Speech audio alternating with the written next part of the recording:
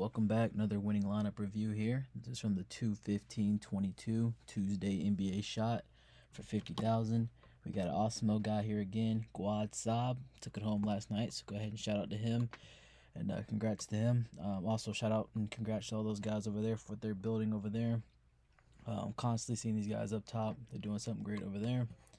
As always, if you guys like what I'm doing here, go ahead and drop me a like down below. Go ahead and subscribe to the channel. Helps me keep pumping these out and lets me know you guys want to keep seeing these. And go ahead and drop me a follow down in the description on Twitter as well. You can talk to me, interact with me there. Let me know what you like, what you don't like. If you guys want to send me a little cash game there, we can go at it if you like. So just go ahead and drop me down a follow down below. And also, with us hitting the All-Star break here pretty soon, I believe we have 2 more slates left. Go ahead and let me know how you guys are doing down below. How did this first half of the NBA season go for you? You liking it? You kind of wish baseball would hurry up? Just kind of let me know how you guys are feeling about this first half. So let's go ahead and hop right into it. First point guard spot here, we have Pat Bev. The game last night against Minnesota and Charlotte. Highest total on the slate. Crazy high, 244 overall game total. Pat Bev is a guy who's not really going to contribute much offensively. He'll give you a couple shots, probably around 8 to 10 a game, some hustle rebounds, and some occasional assists, with him being the point guard out there, but not really a main ball handler. His real value lies in his ability to rack up some defensive stats, the steals, the blocks, and with him coming into a game last night with a high pace, highest overall pace last night, high scoring game. It was a pretty good chance that he would rack up some of those defensive stats. He also contributed a little bit more on the offensive side. I believe he hit around 12 shots last night, with Anthony Edwards going down in halftime. So definitely a great game environment for Pat Bev. Kind of a guy that goes out there and, scrappy. He's all over the place. And he certainly produced last night, under 10% ownership. Next point guard spot here, we have a little chalkier guy, Tyus Jones. News broke before lock that Ja was going to be out. He's dealing with a foot or ankle injury. I believe they gave him a little bit of rest on the front end of a back-to-back. That allowed Tyus to hop in about 3,800 with the start. He played 33 minutes last night, about 17 shots. Again, this is another high-scoring game with a tight spread, and this is what we want to see out of our point guards as far as game environment. And on top of that, with him being basically free, this is pretty much a lock. It allowed us to kind of fit in these higher priced guys, whether you went with Embiid or Giannis or Cat last night. The salary relief at point guard was much needed. First shooting guard spot here, we have CJ McCollum. Came in with the third highest game total on the slate. Similar game environment to Tyus Jones. Ever since McCollum's joined New Orleans, he's been the guy. I believe he's played in 4 games. One of them's been a blowout. But in the 3 games that weren't a blowout, he's been playing at least 36 minutes a game, getting up 22 shots. So he's the guy out there. He's the guy who's going to go out there, score the points. He's out there contributing assists and rebounds as well.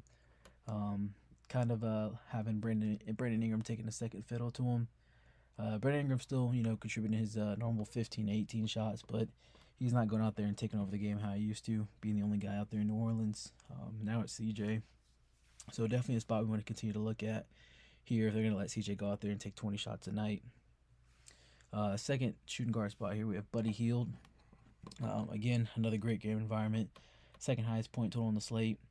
Again, another new addition that's been kind of on a tear since joining his new team. Since joining Indiana, Buddy's been a workhorse, playing at least 39 minutes a game, putting up at least 17 shots.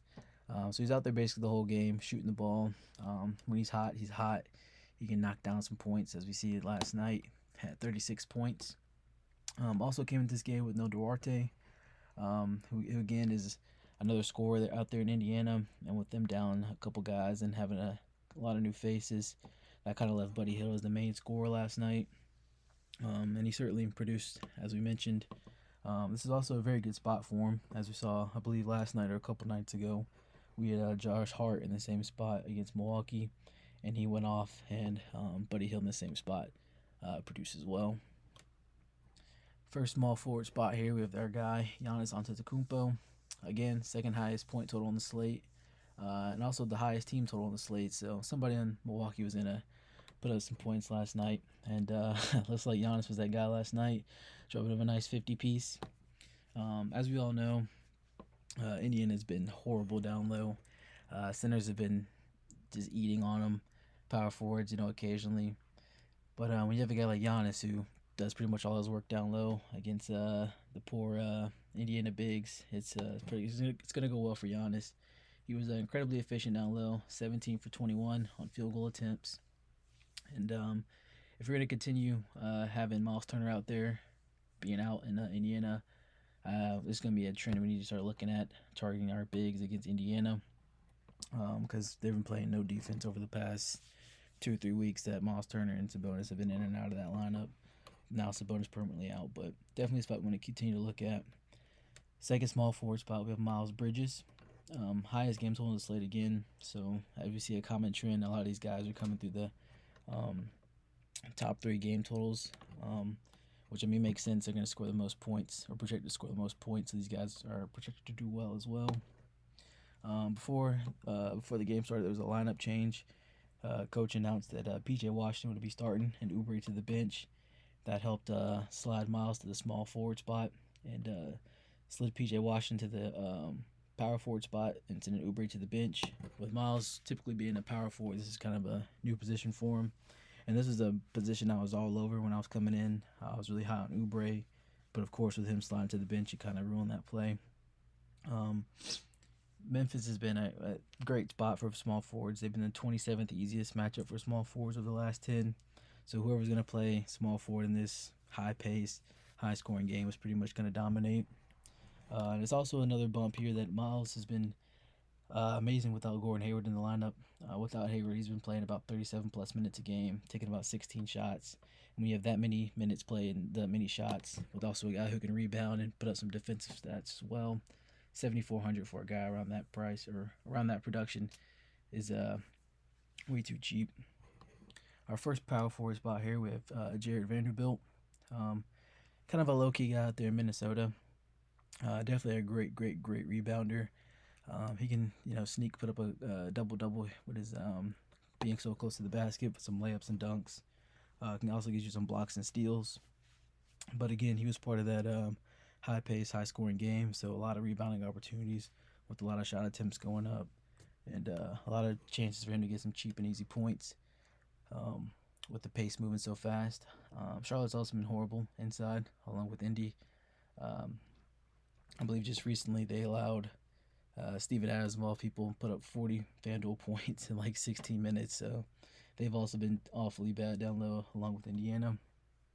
Again, Anthony Edwards also was gone at halftime, so that opened up some more minutes for Vanderbilt here to kind of produce some more. He got up to about 37 minutes last night, so that was a great bump in playing time as well. Our second little off-the-wall play here, Nick Batum. He's not a very sexy play at all. He kind of just goes out there, the old veteran, and kind of plays his game to a T. But he's been producing when given the minutes. He played about 25 minutes last night. He's your typical 3-and-D players, and to sit in the corner, shoot some threes, cut to the basket every once in a while. But with him being a bigger player, he can certainly rebound and also get in the passing lanes for some steals and some blocks as well. And with the Suns being a nice forward-heavy team, Batum was out there for a little extended time, with him also being a forward-type player who can guard the wing-type players. And again, this was a nice punt play. I believe he came around about $3,800 to help fit in the more expensive guys like Giannis and Karl-Anthony Towns here. So just a great, nice punt play overall. Last but not least here, we have Karl-Anthony Towns, monster game. Almost a 40 and 15 double-double last night. Again, like I've been mentioning with almost every guy here, highest game total last night, highest pace, which is great for our centers as well.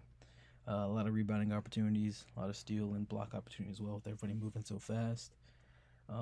Again, like I mentioned with the Jared Vanderbilt, Charlotte's been awful down low. If you're letting Steven Adams put up 45 points, 46 points, and only 16 minutes played, you got something going on down low.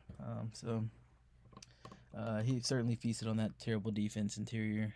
Plumlee, who's really not that great of a defender, and Montrezl Harrell is kind of undersized at center. It's not a good recipe for defense down low. And like I also mentioned with Vanderbilt and Pat Bev, With Anthony Edwards being out at halftime, that certainly opened up some more minutes for all these guys, some more shots. But in particular for Cat, he played 42 minutes last night and had 26 shot attempts. Also a great pivot off of the chalkier Embiid. There's some news that Robert Williams would be playing, so a lot of guys flocked to Embiid, who I believe is about 2,600 more than Karl-Anthony Towns here. And that game was an obvious blowout, so this was a great punt, and it obviously, or not a punt, but a great pivot. It obviously worked out well for him here. So that's going to conclude it here. If you guys like this video and want to keep seeing me pumping them out, again, go ahead and drop me down a like and subscribe down below, and I'll keep pumping these out for you guys.